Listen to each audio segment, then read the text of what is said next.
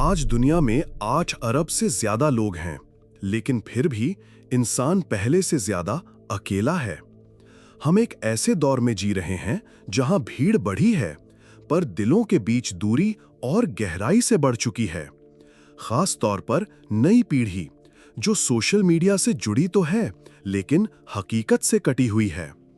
अब सवाल ये है, इतने लोग होते हुए भी ये तन्हाई क्यों? और इससे सबसे ज्यादा फायदा किसे हो रहा है? आज हम उसी दरवाजे को खोलेंगे जिसके पीछे ये सब छिपा रखा गया है। कई बार इंसान अकेला होता है, लेकिन उसे पता तक नहीं चलता। और यहीं पर इंटेलिजेंस से ज्यादा जरूरी है अवेयरनेस, क्योंकि जब तुम्हें अपने अंदर की बीमारी का ही पता ना हो तो तुम कभी उससे उभर नहीं सकते। ध्यान दो, अकेलापन मतलब ये नहीं कि तुम्हारे आसपास कोई नहीं है। तुम भीड़ में भी हो सकते हो, फिर भी टूटे हुए, खाली, डिस्कनेक्टेड महसूस कर सकते हो। और ये सबसे घातक तन्हाई होती है। अब मैं तुम्हें कुछ संकेत दूंगा। अगर ये तुम्हारे अंदर हैं, तो ये वीडियो तुम्हारे लिए है। 1. तुम अंदर से हमेशा खाली महसूस करते हो। 2. भावनाएं आती हैं, लेकिन उन पर कंट्रोल नहीं रहता। 3. लगता है कोई तुम्हें समझता नहीं, तुम बस अलग हो। 4. जिंदगी से जुड़े सवाल सताने लगते हैं, जैसे मैं क्यों जिंदा हूं? इसका कोई मतलब भी है? तो अगर इनमें से कुछ भी तुम्हारे अंदर है, तो वीडियो को अंत तक देखो। और अगर तुम चाहते हो कि ये आवाज और लोगों तक पहुंचे, तो इस वीडियो को लाइक करो और चैनल को सब्सक्राइब करना मत भूलना। तुम अकेले नहीं हो, लेकिन जागना तुम्हारा काम है। अब बात करते हैं एक ऐसी चीज की जिसका नाम सबने सुना है, लेकिन समझा किसी ने नहीं। मानसिक बीमारी। आजकल हर किसी को जल्दी से लेबल दे दिया जाता है। तुम डिप्रेस हो, तुम्हें एंजाइटी है, तुम्हें सोशल फोबिया है। पर क्या तुमने कभी ये सोचा है कि ये बीमारियां सच में हैं या बस एक नया बिजनेस मॉडल है? अब मैं कुछ ऐसा कहने वाला हूं जो शायद पहली बार कोई तुमसे खुले तौर पर कहेगा। मेंटल हेल्थ इंडस्ट्री पूरी की पूरी एक जटिल मैनिपुलेटिव सिस्टम है। बिल्कुल वैसे ही जैसे ढोंगी बाबाओं ने धर्म को बिजनेस बना दिया, वैसे ही कुछ लोगों ने दिमाग को प्रोडक्ट बना दिया है। तुम किसी मनोचिकित्सक के पास जाते हो, वो तुम्हारी बातें सुनता है, सिर हिलाता है और फिर कहता है तुम्हें ये दवा लेनी चाहिए।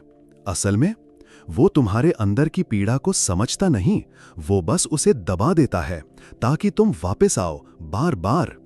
अब सोचो, क्या सच में ये दवाएं तुम्हें ठीक करती हैं, या ये बस तुम्हारे दर्द को थोड़े समय के लिए सुला देती हैं, जैसे कोई नींद की गोली?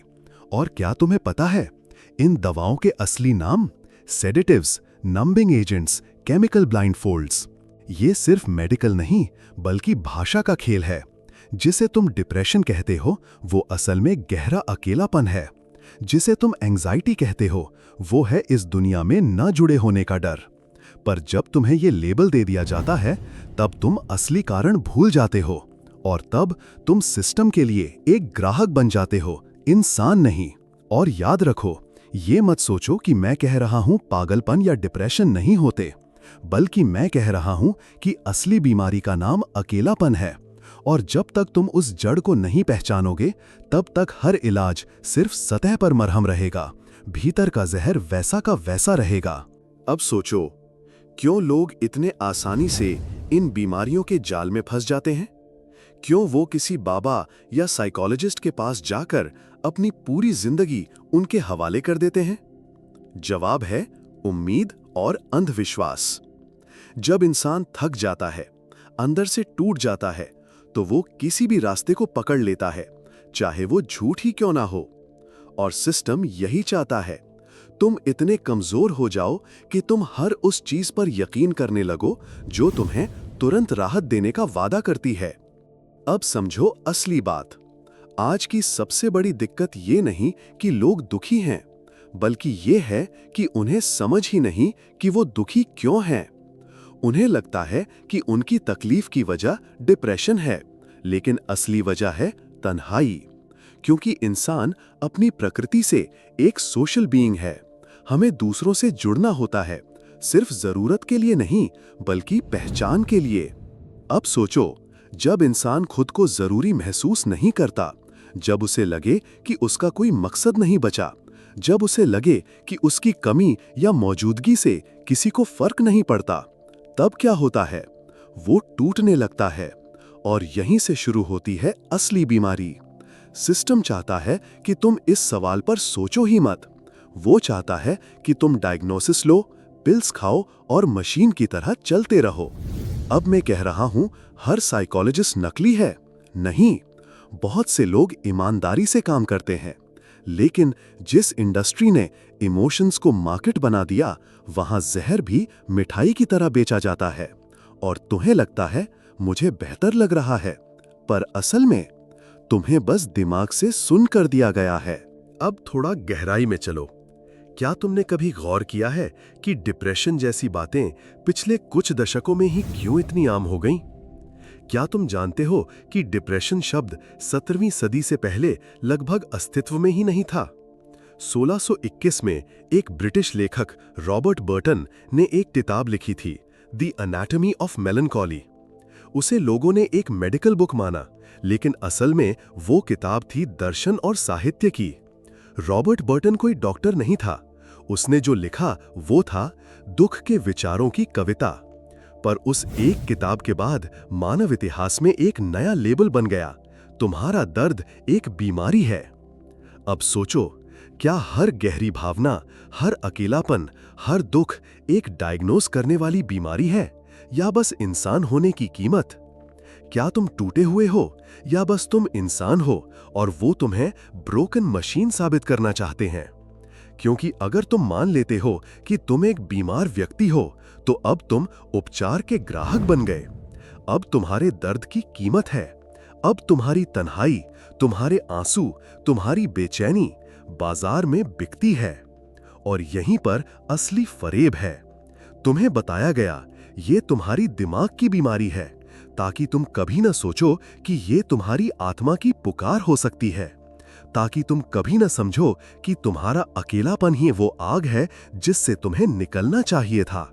याद रखो, अगर कोई तुम्हारे जख्मों को नाम देकर उन्हें सिर्फ दबाने की कोशिश करता है, तो वो इलाज नहीं, वो नियंत्रण है। अब सवाल उठता है, तुम इस अकेलेपन के दलदल में फंसे कैसे? डिप्रेशन असल में क्या है? ज्यादा सोचो मत।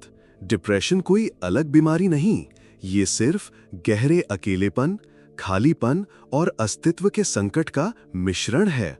तुमने कभी सोचा, अगर तुम्हारा घर जल रहा हो और तुम सिर्फ धुएं को भगाने की कोशिश करो, क्या आग बुझेगी? बिल्कुल नहीं। और यही हम कर रहे हैं। हम डिप्रेशन से लड़ रहे हैं, लेकिन असली आग यानी तन्हाई उसे पहचान ही नहीं रहे। अब सुनो, इस अकेलेपन का सबसे बड़ा कारण क्या है? तुम्हारा फोन। हाँ, वही फोन जिसे तुम दिन में 7-8 घंटे घूरते हो। सोशल मीडिया खोलते हो, इंस्टाग्राम स्क्रॉल करते हो, टिकटॉक की दुनिया में खो जाते हो। और हर बार जब तुम दूसरों की जिंदगी देखते हो, तुम्हारी अपनी जिंदगी थोड़ी और निरर्थक लगने लगती है।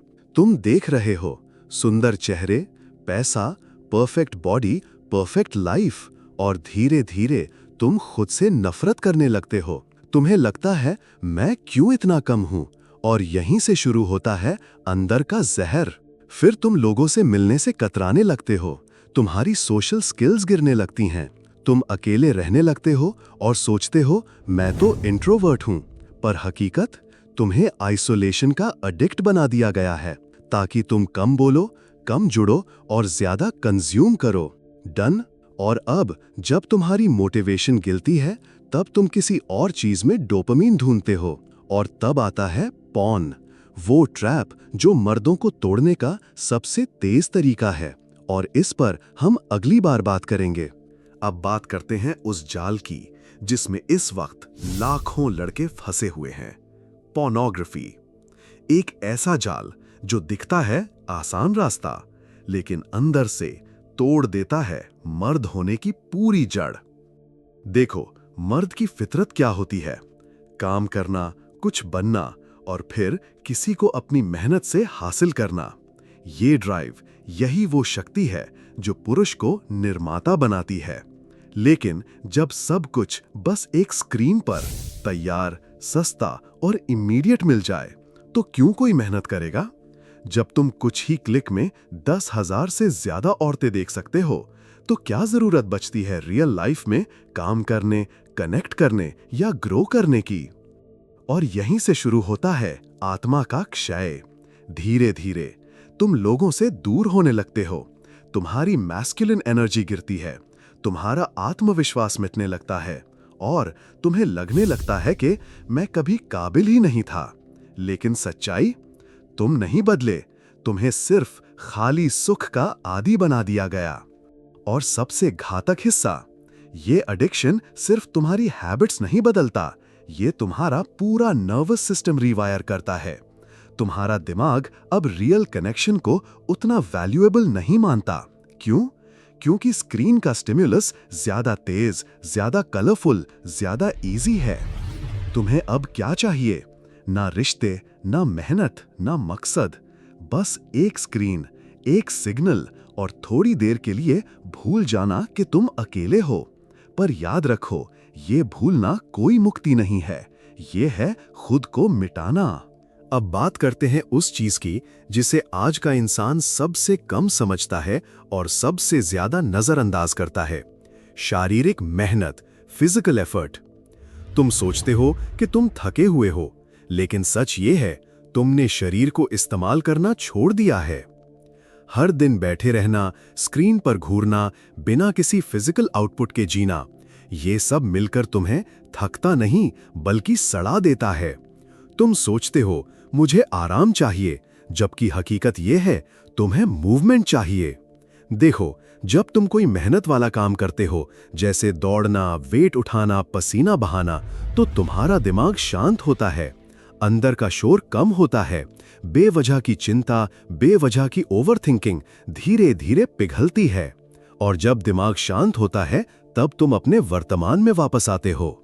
जब तुम शरीर से जुड़ते हो तब तुम वास्तविकता से जुड़ते हो। तभी तो मर्दों को ट्रेनिंग, फिजिकल पेन और पसीने की जरूरत होती है, क्योंकि ये चीजें उन्हें मुकाबले के मोड में रखती हैं, ना कि शिकायत के मोड में। अब सोचो, अगर पूरी एक पीढ़ी सिर्फ बैठी रहे, स्क्रीन घूरे और मूवमेंट भूल जाए, तो क्या वो कभी बदलाव लाएगी? नहीं, वो केवल सोचेगी, डर पाएगी और गुलाम बन जाएगी।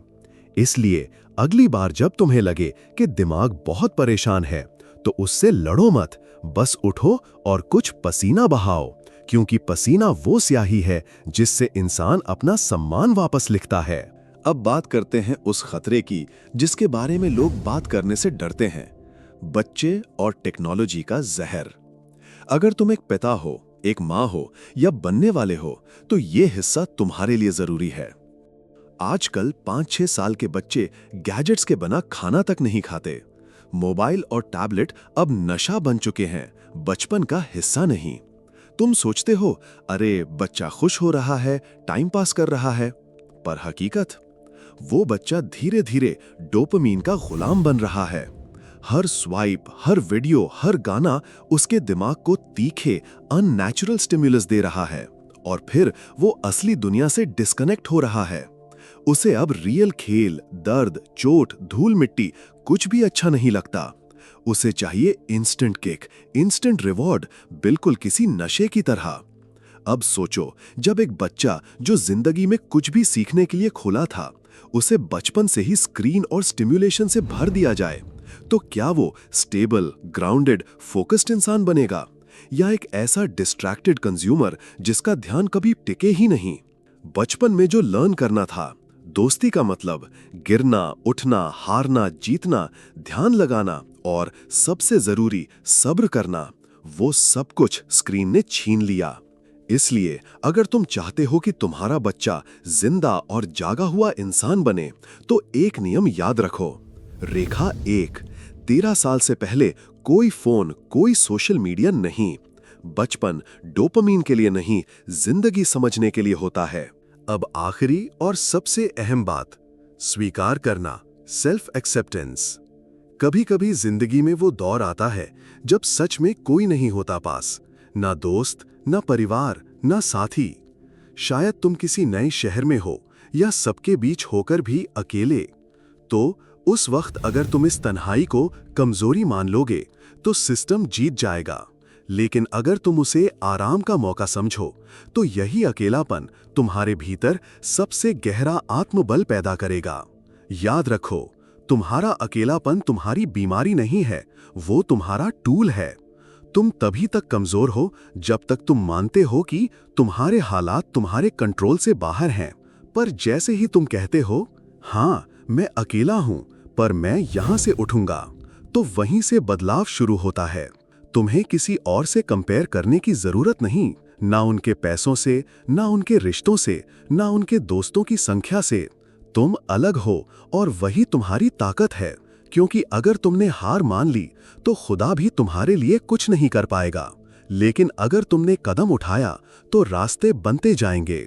तुम्हें किसी और से कंपेयर करने की जरूरत नहीं, ना उनके पैसों से, ना उनके रिश्तों से, ना उनके दोस्तों की संख्या से।